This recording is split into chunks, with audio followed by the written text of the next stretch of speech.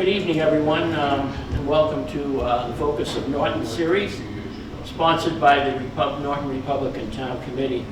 We started the series in March of 2022, and this is our 10th meeting. I am Paul Awazzi, chairperson of the Norton Republican Town Committee. And the focus of Norton, as we've told you before, purpose is to inform the people of Norton what's happening in their community by inviting those people charged with serving our community to speak and tell their story. Guest speaker events, including tonight's meeting, can be viewed on Norton Cable TV. And tonight we're honored to have, and privileged to have our guest speaker, Danielle Fish. She's representing the Tri-Town Chamber of Commerce, which composes of Foxborough, Mansfield, and Norton, in her role as a board member and vice president of economic development for nearly a decade. She will share what is new at the Chamber and tell us what opportunities and resources are available for local businesses. Tri-Town Chamber of Commerce, as I understand, is the voice of business in the communities of Norton, Mansfield, and Foxborough since 1986. Its mission statement states that it is a private, non-profit corporation whose mission is to bring business people together to improve the economic well-being of their organizations and thereby improve the quality of life in our communities. Danielle Fish has supported us, the Norton Republican Town Committee, and the Focus on Norton series since we started, and we're grateful. She's also Vice President of Marketing and Communications at the Joe Andruzzi Foundation, which is an organization dedicated to providing financial resources to cancer patients and their families. She's been actively supporting the communities of Norton, Mansfield, and Foxborough since 1997. Serves on the board of incorporators of the Hockomock YMCA, Northeastern Savings Bank, and Sturdy Memorial Hospital. She's part of the volunteer leadership at the Mass Arts Center and Mansfield All Sports Boosters. For those who know Danielle and have worked with her, enthusiasm is contagious. She loves people and finds the bright side of every aspect, including politics, always offering a helping hand. Just a wonderful person to be around and a true professional. Welcome, Danielle. Oh, thank you so much. Okay. Wow, that was quite an introduction. Thank you very much, Paul. Thank you, everyone, for having me here. As Paul said, I'm Vice President of Marketing and Communications at the Joe Andruzzi Foundation, a nonprofit that does help cancer patients and their families all throughout New England, including right here in Norton. But I'm also here this evening to talk about my role as Vice President of Economic Development with the Tri-Town Chamber. Now, I don't serve alone. Our Executive Director, Kara Griffin, was unable to join us this evening, but wanted to send her thanks also for being included and hopes to catch everyone another time. The Tri-Town Chamber of Commerce does represent Foxborough, Mansfield, and Norton. We are nearly 300 members strong. Now, we used to be 400 members strong. That was before COVID, and we are quickly working our way back to those numbers as we come out of the pandemic and businesses begin to recover. Being at the crossroads in Massachusetts between 495 and 95 interchanges, we're able to boast several major economic generators by way of the businesses, and that would include Patriot Place, Plain Ridge Park Casino, Rentham Outlets, Xfinity Center, Wheaton College, and TPC Boston. So we consider ourselves lucky. But most importantly, we can boast that 12% of our membership at the current time are Norton businesses, and it continues to grow. Obviously, it includes names that should be very familiar to everyone, including Horizon Beverage, New England Ice Cream, TPC Boston, Wheaton College, Flaky Crust Pies, even the small businesses. So that's really important to us as well. And again, as I said, we continue to grow each month with new businesses that come to the area or ones that are finally recovering and saying, you know what, it's time I join the chamber. And we're really glad that they do. So thank you. As you can see, the Tri-Town Chamber does have major players around our table, and we attempt to share that access with our members. That's incredibly important to us. Founded in 1985, so a little bit of history about the Chamber. It was founded in 1985 when local businesses wanted to pull together to have a stronger voice and act as one. They saw the community growing and said it's time that we have a chamber of our own and to advocate for the interests that best serve all of us. Ralph Seifert is a name that was involved in the original founding also bringing in his son Mitch. Greg Spear of Foxborough, who would later become the second president of the Tri-Town Chamber, was someone that joined the brigade. Charlie Mason, also a name from Foxborough, because Mansfield started in Mansfield, but began to grow, expanding with Foxborough, and then Norton was an obvious choice because the three really found ways to sync up and act together collaboratively. Kevin Byrne was its original executive director. There were a couple in between, but the one everyone has really known for many years now is Kara Griffin, who is the current executive director of the chamber and the main point person there. Should you have questions or want to learn more, or probably is the one that is flooding your inbox with lots of good information, but all good stuff, folks. So you want to know Kara too. Original locations of the chamber, we had them it started in the basement of the Mansfield Cooperative Bank, believe it or not. And then a couple places around the center of Foxborough. I think it bounced about as it grew, and we kind of existed upon the generosity of others, which was great. And then it moved to the Congregational Church right next door. It's currently occupied by Our Daily Bread in Mansfield, but now it is located and found its, what we hope to and believe to be, its permanent home in Mansfield Crossing, in a nice quaint home right behind Kohl's. Many people go, what do you mean the house behind Kohl's? But there is one.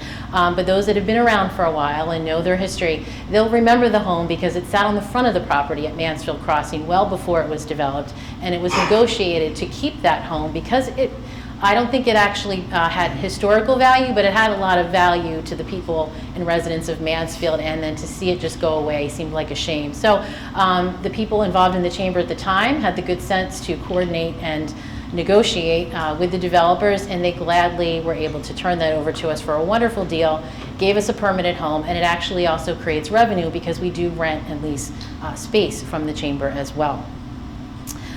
So now we're behind Kohl's if you need to find us. It's a quick little access road. It's there, but we meet there monthly. But the founding of the chamber did prove wise because the region was beginning to grow. As anybody that's lived here a long time knows the difference between what these communities look like in the late 80s, early 90s. The housing boom, it brought businesses. It began to grow, and it was time for the communities to join together and say we need to represent ourselves, speak specifically to those businesses, and always advocate for our success, and they found that to be critical. So that's how we arrived at Chamber as the voice of business in those three communities. But we do have members that are beyond that as well, that have joined us over the years, which is great. And our work in programming is dedicated to improving the climate for businesses to grow and thrive. Specifically, the Chamber is committed to working with our towns to attract businesses by staying informed. So what does that mean? We're working with our local legislators, our town officials, members who are experts in particular fields, making sure that we're up to date and current so that we can communicate that to our members, and also be proactive. If there's something coming down the pike legislatively that we need to be able to that will affect or impact a number of businesses, we want to make sure that we get in front of that, right, and get more information and get it to our businesses so they can be informed and make good decisions. But it also goes down to the municipal level too. We're not bashful when it comes to advocating or meeting with our members and saying, hey, let's find out what's going on here and how can we be supportive. Actively engaging with members and influencers. Again, it's not just the business community or our members itself, it's all businesses, it's our schools, it's our community groups, so that's important to us as well. Being a conduit so businesses can find each other, I think that's the biggest thing. They're so busy doing what they do, making their widgets, providing excellent services that are needed by our communities, but it's tough to run a business, and that's what they need to stay focused on is the reason for their being in the first place. But how do you get together and maybe share resources or lament challenges that you're facing, and then maybe kind of find a support or networking group, which is important. But we also strive to be a starting point for businesses when they come to the town. A lot of times, whether it's a big business that comes in and they are saying, geez, where do we start, right? Who is the first person we talk to? Some town halls, and certainly over the years, have gotten much better at developing kind of a landing pad for businesses, Norton being included in that, whether it's a website or an economic development point person within their offices. But small businesses are just like, gosh, who do I call? Who's the person I want to make sure I don't miss, as a new business? Those are the people, and the chamber really is a great spot for that. They can pick up the phone and have a casual conversation. It doesn't cost them anything, and we're happy to point them in the direction or connect them with another business member in a similar industry. And sometimes that's all they need to really get going. So we really pride ourselves on those relationships as well. We offer ways to network. and convene around important issues and share best practices. Again, I think that's at the core of every chamber, but we really, again, pride ourselves on doing that well. We have numerous resources for members. So we have ambassadors. Those are folks that represent the chamber that aren't on the board. They have businesses or members of the chamber. They go out and chat with folks, welcome them to the community, perhaps even solicit them to become members so they can speak knowledgeably. Usually those ambassadors are folks that have been with us for a couple of years and again can really speak to the benefits of becoming a member. Young professionals, people just starting their career, maybe they work for one of our members, one of the bigger corporations. They live locally, they want to get involved. How do they advance their career? How do you navigate a pay raise? So they get these young professionals together, and not only do they sometimes do community work, looking to bolster their resume, but they really draw, I think, inspiration and resource from one another. Trex networking groups, we seem to have a billion of these, so there's one for you, right? If you're looking to find a group where you meet regularly with a certain group of people and connect on different issues and bring in different speakers, we've got a whole host of them at different times, which is a great thing for busy and hardworking folks. We have an HR council, and this is something that's relatively new, hosted by one of our own members, Tim Keneally of Foley & Foley, and he's a Foxborough resident. Has proved himself invaluable to our members, especially all during COVID when everybody was trying to navigate how best to work with employees but still maintain your business, what's okay to do, what's not okay to do, or a whole host of things completely outside of the COVID pandemic realm. And those are really well attended and have proven to say, okay, this is something clearly our members need, but that has been something. So the HR Council, we have a real estate roundtable. And that one I have not myself attended, but whether you're looking for a home or you work in the real estate industry, so we have a lot of attorneys and real estate agents that get together and convene. So again, it's finding like-minded people that work in the same industry, and you're able to draw, again, improve your business and gain some resources. We do have a directory that's printed every 2 years. We're in a year now, so anybody that's interested in having their business featured in the directory, now would be the time. It's a great thing. It is. You think print might be out of date, but it really isn't. A lot of people still rely on that. We find them in banks and insurance agencies quite often, and they'll say, oh, we saw you in the directory. So there's something to be said for the Chamber's own directory of the phone book, but I promise it's a very wonderful publication put together every 2 years, and it's something, again, it's a great way to kind of brag. It's a brag book about the three communities as well. We have a strong online presence. We have our online advertising, our social media, our e-newsletters. We also have social media classes that members can take. So if you have a small business, you can't hire a marketing person, and you're saying, what do I do with my social media? I know I need to be there, but what in the world am I supposed to be putting out there? How frequently? We have an expert within the chamber, and she offers free seminars for members to come in and learn more. And I think from the very basics, so there's no ego. You come in and say, this is what I need to learn. And she's really proven terrific. Another one of, I think, the feathers in our cap along with that HR council. Today, the Chamber is led by a representative board of directors of 28 professionals, a cross-section across the three communities. We have 4 subcommittees. That's where you come in with those vice president titles. We have events, community relations, membership, and economic development. Events is just what you think. It's our signature casino night. We have a golf tournament. We have a summer membership barbecue, which is a great, low-pressure way to come in, get a little bite, learn a little bit about us, see if you really want to become a member, but it's always a good time. Ribbon cuttings, business after hours, and Women's Link. Those, again, have proven quite successful for us. Community relations is one of the other subcommittees, and that focuses on supporting our nonprofit members. So we do have a large contingent and continues to grow. That nonprofits, including the Joe Andruzzi Foundation, but we also have the Hockomock YMCA and a whole host of others that have joined us. Not quite the same model, right? A business model as a for-profit organization or some of the larger organizations. So the Community Relations Committee has found a way to really create a stable of those nonprofits that sometimes the bigger organizations say, how can we help? We want to do volunteer hours. They come to the chamber and we say, here you go. Here's a nice list of nonprofits that could benefit from your participation, a donation if you want to, or new businesses that are trying to acclimate and get their name kind of out there as they arrive in town. Again, a good place to start for them. So community relations, but they also work with like the Cupboard of Kindness, Holiday for Seniors, Toys for Tots. So we still all gather and do some good work as well.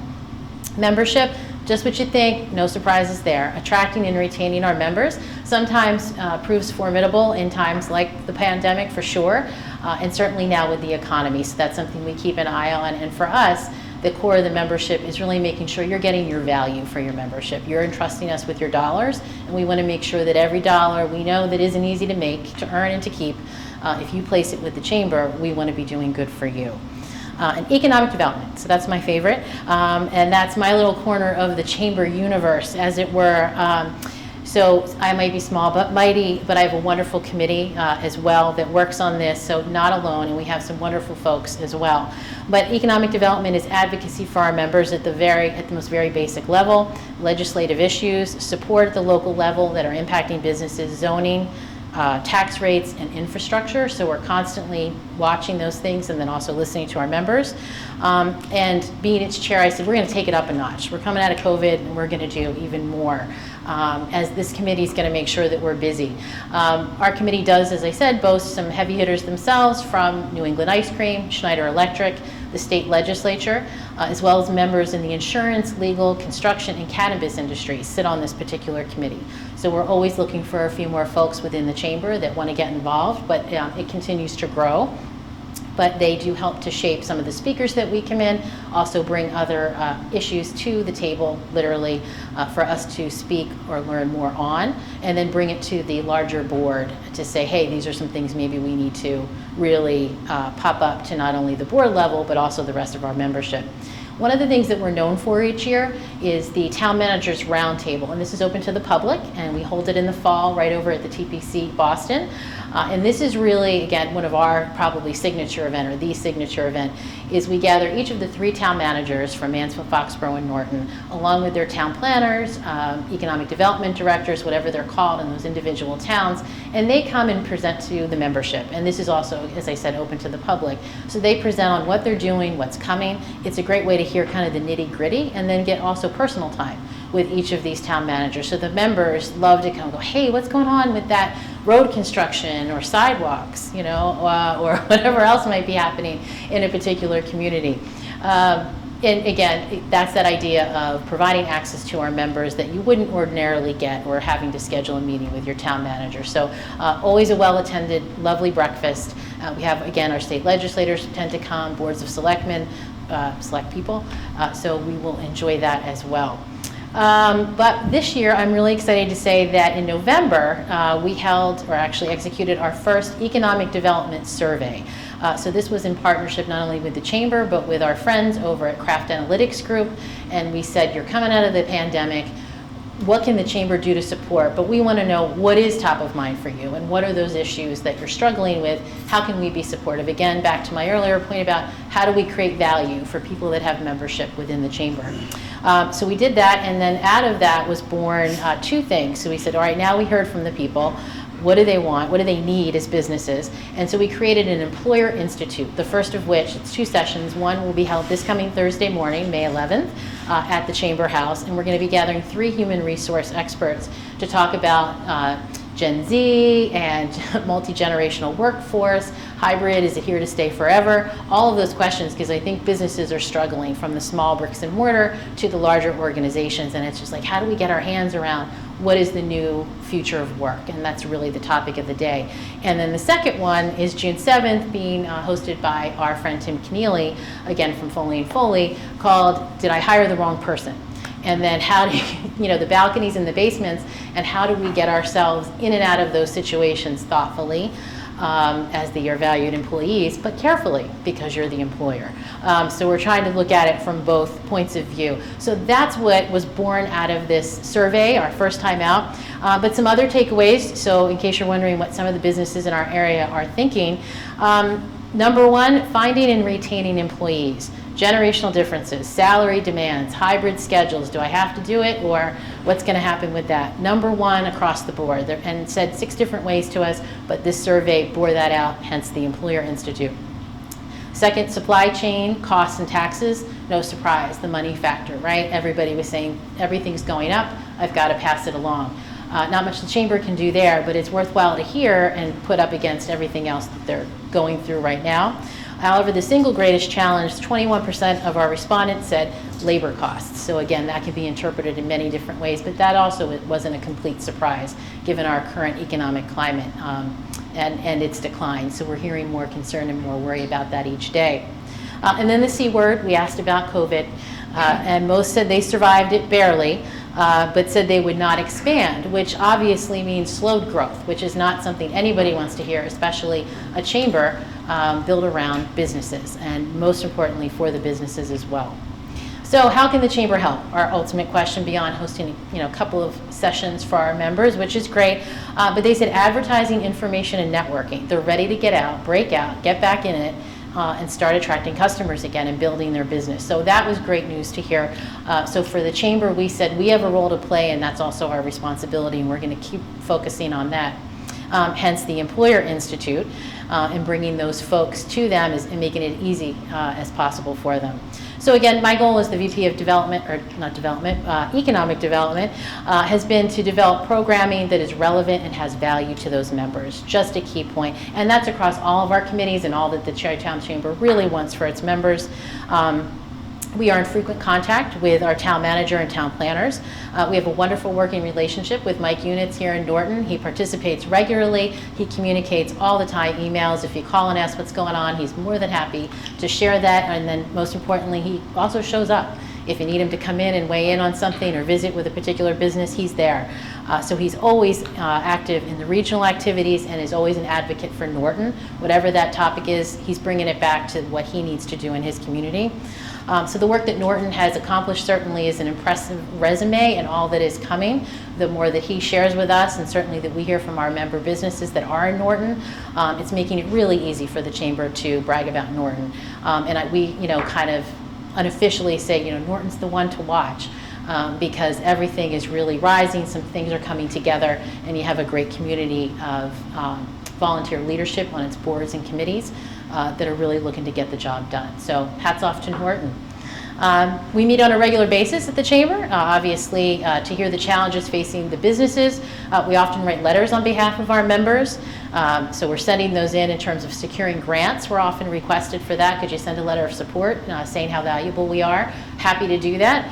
Zoning changes, again, I mention that a lot because we get a lot of that when something new is either on a town meeting warrant or perhaps just something specific in a zoning committee. They'll come to us and say, hey, I'm having trouble. Just calling to ask or saying, we come meet with you doesn't guarantee an endorsement or a letter of support. You really do have to make your case, and you are speaking not just to me, you are speaking to the rest of the committee, and then it goes to the board, just as a matter of proper process. But absolutely going to have a conversation.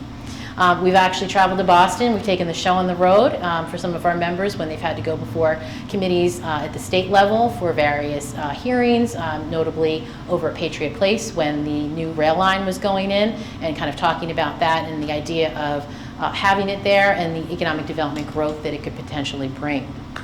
So again, the committee takes our role very seriously and realize that business, particular small business, really needs somebody in their corner. And that's something I enjoy. In fact, I said, why am I a big fan of the chamber, right? Why is it so important? Or why should you look into it if you're a business owner? There's so many great and diverse businesses as members. It's not just the big guys that need favors, that want support. It's everybody. The bricks and mortar in our uptowns and downtowns, which is really important, and they have a community amongst everyone, and we can draw on one another. So I love that. And the immediate network of contacts that you literally get as a member of the chamber. You can begin to pick up the phone and call somebody. The accessibility is wonderful. Again, if you need something, I'll give myself as an example. I work at a nonprofit, so I need t-shirts for an event, right? And I'm gonna call a printer in Mansfield and say, hey, I need a t-shirt. Oh, I'm too busy, can't do it. I'm gonna go to my directory, or I'm going to the website and I'm gonna say, who do I know, and give them that business, right? And then when someone may be looking for a charitable organization, or say, hey, you guys having your gala or your golf tournament, I'll take a T-sign. It's reciprocal, but it's authentic. Like it's really a community of people that you can call, and not necessarily just business to business. I would say individual to business. I needed a small repair on my car recently. I called someone from the chamber. Now, did I get a discount? No, but I got great service, timely service, and they treated me, very well and were so helpful. So again, it's those relationships which make it wonderful to be a part of the chamber. And we have fun. Our events are a good time. They're not stodgy.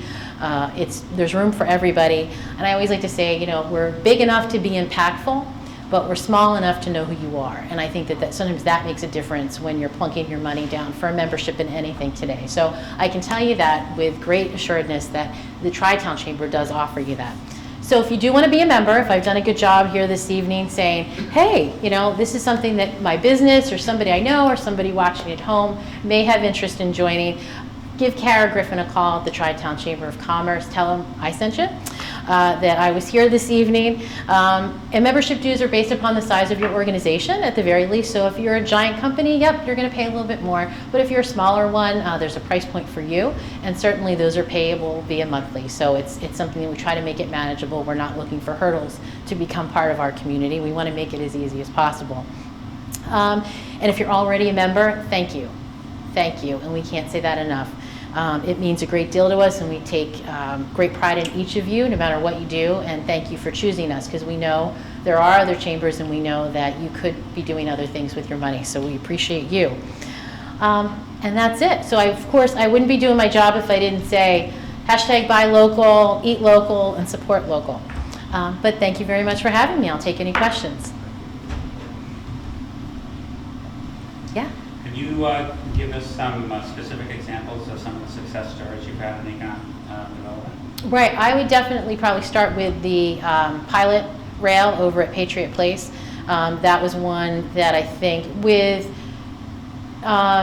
good reason, some cautiousness in terms of the residents, where that rail was going to be going. You're in for a little bit, where else is it going to go?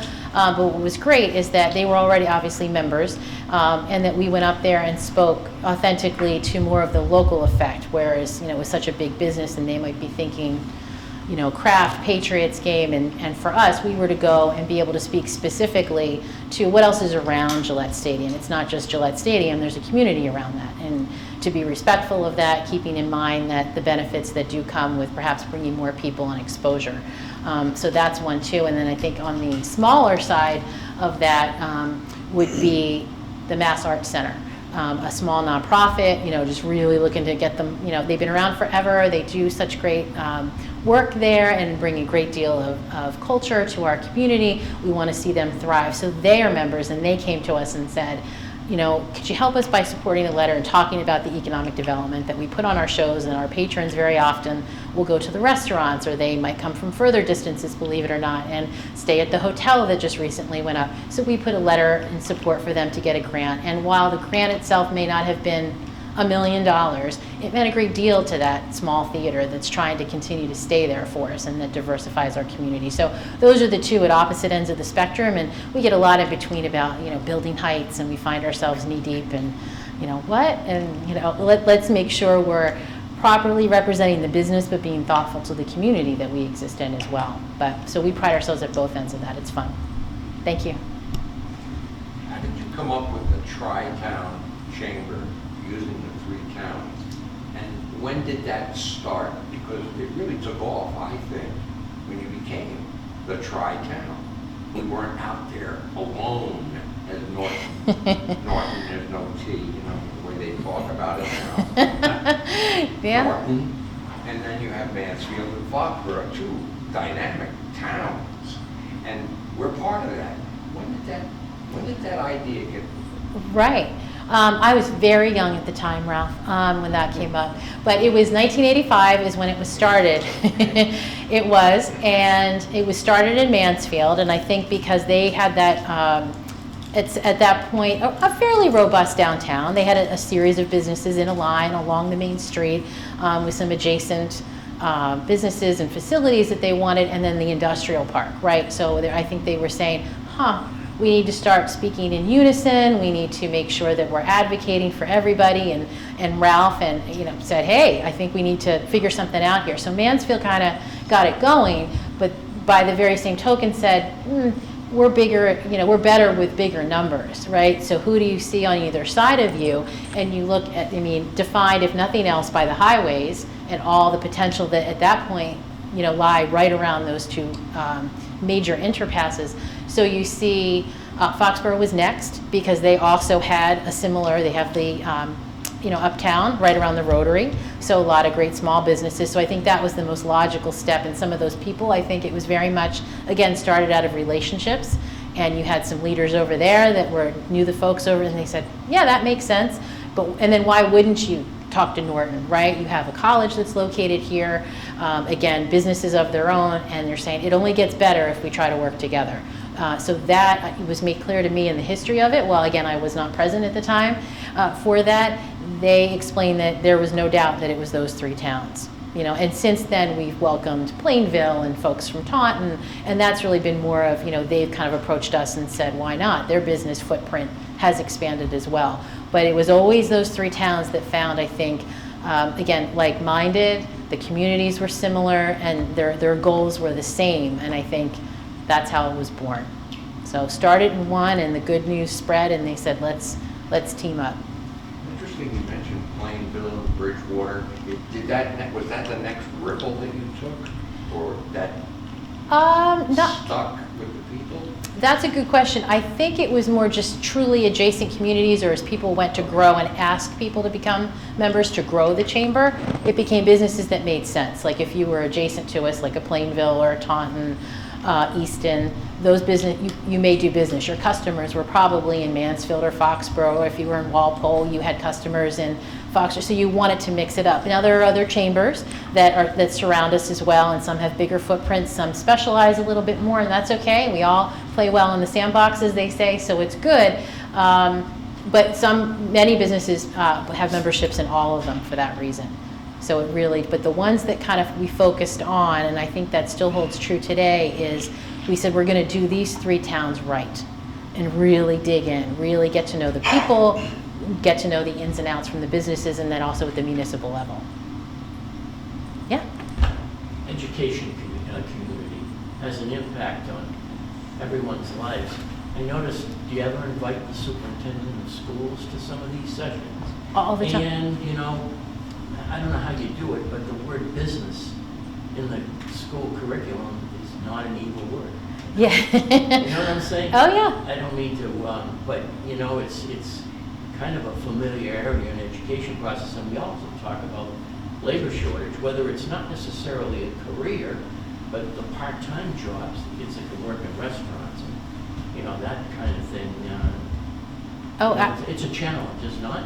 It is. I think it's, You raise kids, right, and they're going to work. So we probably aren't in the schools as much. However, Right. there's a strong, in terms of we don't come in necessarily to have a job fair, Right. but we have a good working relationship with the superintendents in the towns.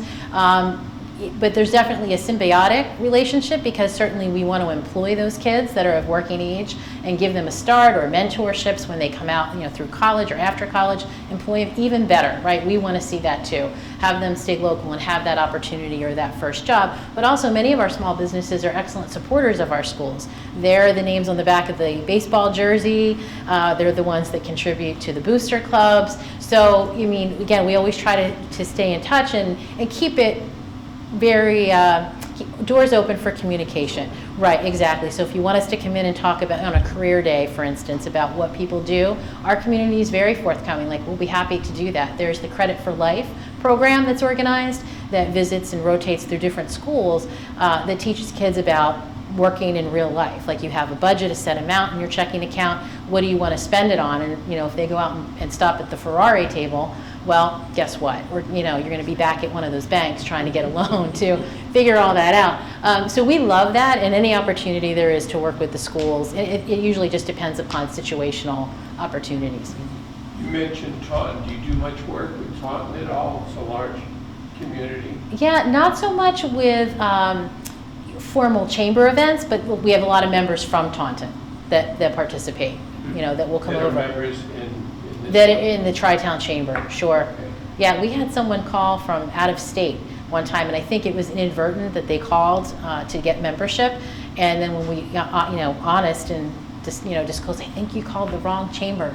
And they said, you know what? You handled it so beautifully, and you know what? We can take business anywhere. We're going to stay members. So you never know where it's going to come from, and you keep your doors and your minds open. But we do have a lot of peripheral businesses. So I think we have some in Plymouth even that choose to be members. But again, it's all relevant, right? If they feel that they may have clients in this area, or could be of service, have a service that's valuable here in this particular Tri-Town, it does. But we've just always been the moniker of the Tri-Town Chamber.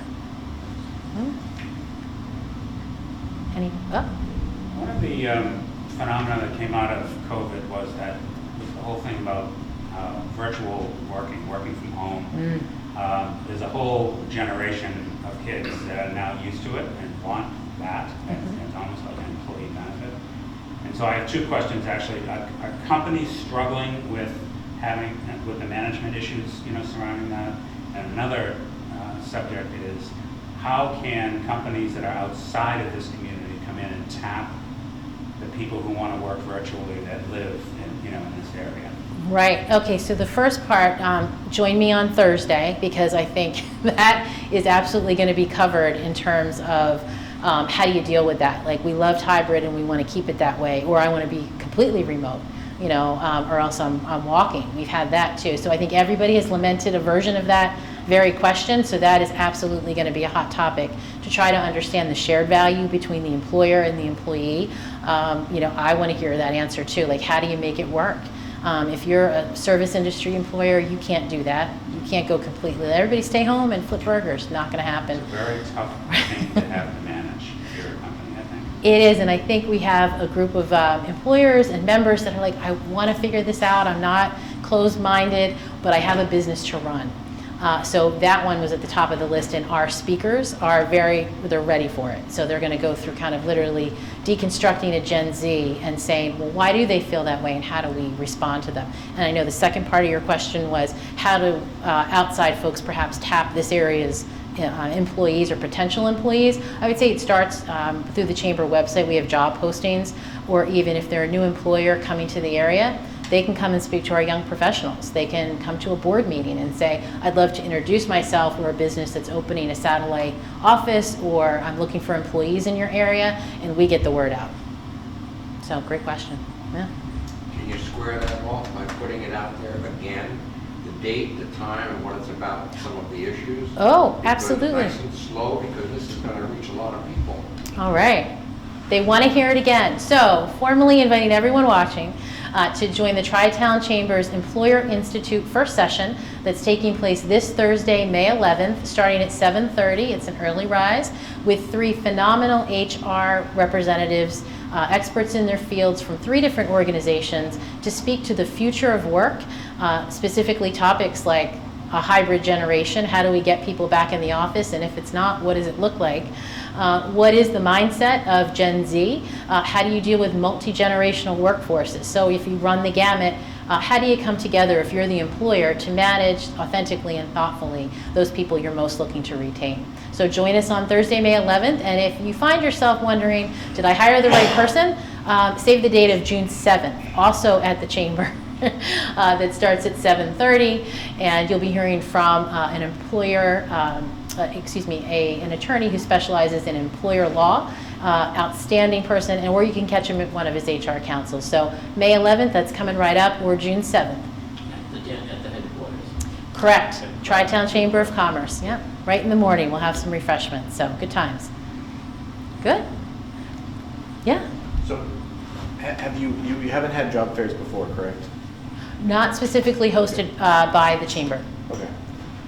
That would be something I'd be interested in as well, because like the gentleman said, it's very hard to find employees right now. So, in balancing between the ones that want to stay home versus the ones that want to actually work. So Very interesting. It's a hard way to say it. Yeah, but I mean, it's true. just, yeah, I have managers that work from home that are fine, and I have employees that work, in the field, and it's just so hard to get people. And it used to be, you try to find quality people, but now it's just about finding people. So I think if there was a job fair through the Tri-Town Chamber, you'd find quality people.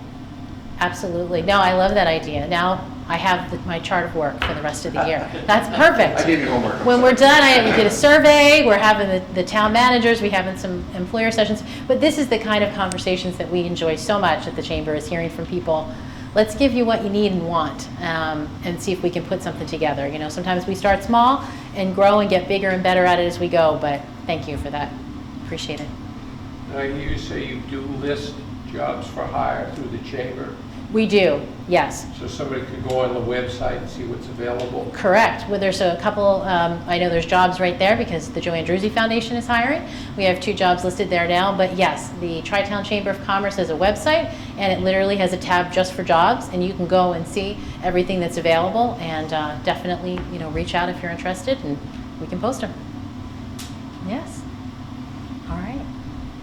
I think we've done it all this evening. So everyone that's watching at home, thank you so much for your time. And again, any questions, absolutely reach out to the Tri-Town Chamber of Commerce. We're here for you. Thank you. Thank you.